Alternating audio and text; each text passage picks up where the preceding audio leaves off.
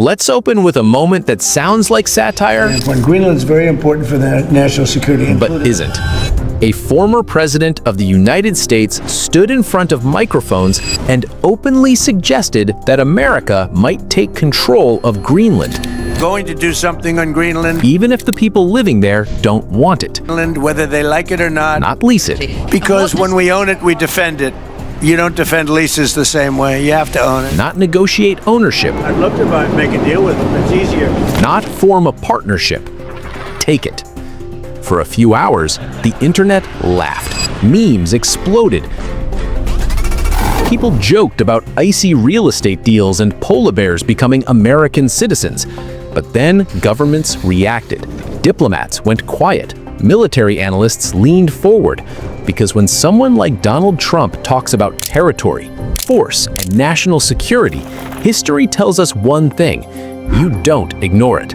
So today, we're breaking everything down, clearly, calmly, and completely. What exactly did Trump say? Why is Greenland suddenly so important? Who actually controls Greenland right now? What role do Denmark, NATO, Russia, and China play? And the question everyone keeps asking: can the United States really take Greenland? Let's start from the beginning. How this Greenland story even started. This wasn't random. Back during Trump's presidency, he first shocked the world by casually suggesting that the United States should buy Greenland. And we'd be interested, but we'll talk to them a little bit. It's not number one on the burner, I can tell you He that. framed it like a business Done. deal. It's hurting Denmark very badly because they're losing almost $700 million a year carrying. A strategic investment. So the concept came up, and I said, certainly I'd be strategically, it's interesting. At the time, Denmark's response was blunt and almost amused. Greenland is not for sale. World leaders laughed it off. Media treated it like a bizarre footnote. Trump canceled a state visit in response, tensions cooled, and most people assumed the idea was dead. But it wasn't. Years later, Trump returned to the topic, this time with far more aggressive language. If we don't take Greenland, Russia or China will take Greenland. He claimed Greenland was essential for U.S. national security and suggested the U.S. might need to intervene to stop rival powers from gaining influence there. And then came the line that changed everything. Whether they like it or not. That sentence took Greenland out of meme territory and dropped it straight into geopolitics. What exactly is Greenland really? Before we go any further, we need to clear up a massive misunderstanding. Greenland is not some empty frozen wasteland waiting to be claimed. It is the largest island on Earth, home to over 56,000 people, a land with its own language, culture, and government, strategically positioned between North America and Europe. Politically, Greenland exists in a unique status. It is an autonomous territory within the Kingdom of Denmark. That means Greenland runs its own internal affairs, it elects its own leaders, it controls education, healthcare, and natural resources. But Denmark controls foreign policy, Denmark controls defense, and that detail matters a lot, because Denmark is a NATO member. Why Greenland suddenly matters so much? So why would Trump, or any US leader, care this much about a cold island with a small population? The answer is simple. The Arctic is becoming the next global power battlefield. 1. Geography is destiny. Greenland sits right in the middle of key air and sea routes between North America, Europe, and Russia. Missiles fly over the Arctic. Submarines pass beneath it. Early warning systems depend on it. That alone makes Greenland priceless. 2. The US is already there. The United States already operates a major military installation in Greenland, Thule Air Base.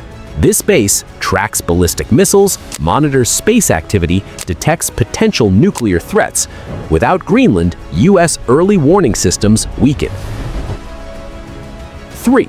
Resources under the ice. As ice melts, Greenland is revealing enormous reserves of rare earth minerals, uranium, oil and gas, and strategic metals needed for EVs, weapons, and AI. Right now, the world relies heavily on China for rare earths. Greenland could change that. The Arctic power race. This isn't just about America, it's about a global scramble. Russia has been aggressively militarizing the Arctic, reopening Cold War bases, deploying icebreakers, and expanding submarine patrols. China, despite not being an Arctic nation, calls itself a near-Arctic power and is investing heavily in polar infrastructure and mining. And the US sees a problem. If America loses influence in Greenland, it risks falling behind in the most strategically important region of the future. From that perspective, Trump's obsession begins to make sense.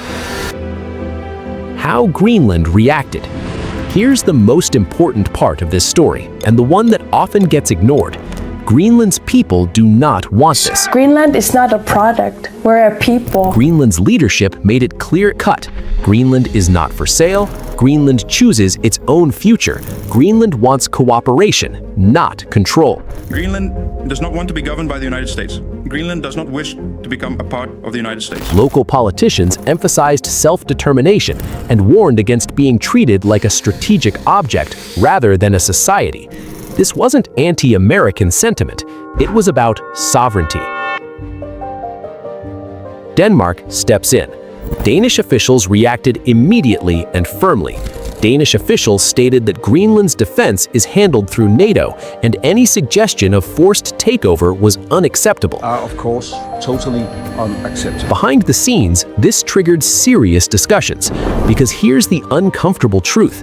If the United States tried to take Greenland by force, it would technically be attacking NATO territory. That creates a paradox no alliance is designed to handle. Could the US actually take Greenland militarily? Let's separate emotion from reality. Pure military power, yes, the US could overpower Greenland's defenses easily, but Greenland isn't the issue. Denmark is, and NATO is. Legal reality, international law clearly states territories cannot be seized by force. People have the right to self-determination. Military occupation would be illegal. Political fallout. An invasion would shatter US global credibility, trigger economic sanctions, cause massive diplomatic fallout, potentially fracture NATO. The damage would last decades. So why would Trump might be saying this anyway? So if invasion makes no sense, why talk like this? Trump has a pattern. Extreme language first, negotiation later. Some analysts believe this is pressure, not a plan. Pressure on Denmark to allow more US bases, more military freedom, expanded intelligence operations. Pressure on NATO to take Arctic defense more seriously.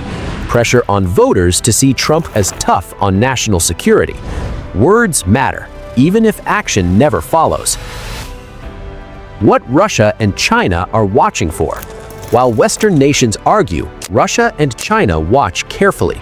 If NATO looks divided, that's an opportunity. If Greenland feels alienated, that's leverage. If America destabilizes alliances, rivals gain ground without firing a shot. This is the real danger. Realistic scenarios going forward. Let's talk outcomes, not fear. Scenario 1. Increased cooperation. More US investment in Greenland. More Arctic patrols. More NATO coordination. This is already happening quietly. Scenario 2. Diplomatic expansion. New agreements without ownership. Greenland remains autonomous, US security interests protected. Most likely. Scenario 3. Political theater. Trump continues using Greenland as a campaign talking point. No real action follows. Very likely. Scenario 4. Force. Extremely unlikely and catastrophic. What this story is really about. This isn't just about Greenland. It's about climate change reshaping power, the Arctic replacing the Middle East as a strategic hotspot, and nations competing for control of the future. Greenland is simply where all of that collides. So, can the US really take Greenland? On paper, maybe. In reality, no. The cost would be too high, the backlash too severe, the consequences too unpredictable. Greenland isn't empty land. It's not a chess piece. It's a home and a sovereign choice. Trump shook the table. Whether that was strategy, provocation, or politics depends on who you ask. But one thing is undeniable. Greenland is no longer invisible. The Arctic is no longer quiet, and the future is being negotiated on ice. If this video helped you see Greenland and global power in a completely new way, make sure you hit that like button because it tells YouTube you want more deep dives like this. Subscribe if you enjoy real explanations without the hype, and turn on notifications so you don't miss what's coming next. Now, I want to hear from you. Do you think Trump was making a serious strategic move, or was this just political pressure and talk?